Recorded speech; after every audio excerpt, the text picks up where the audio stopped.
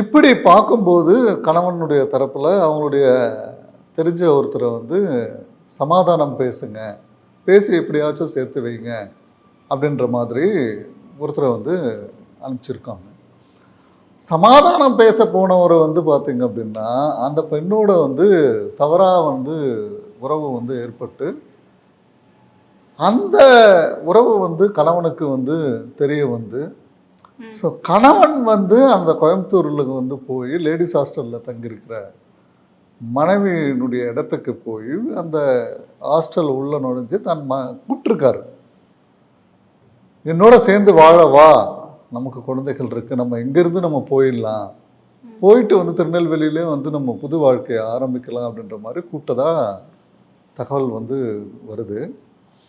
கூப்பிடும்போது அந்த அம்மா வந்து வர முடியாது அப்படின்னு சொல்லி மறுத்ததாகவும், இவர் வந்து தான் மறைத்து வைத்திருந்த கத்தியை எடுத்து அந்த அம்மாவை வெட்டி கொலை பண்ணியிருக்கிறதா வந்து செய்திகள் வருது.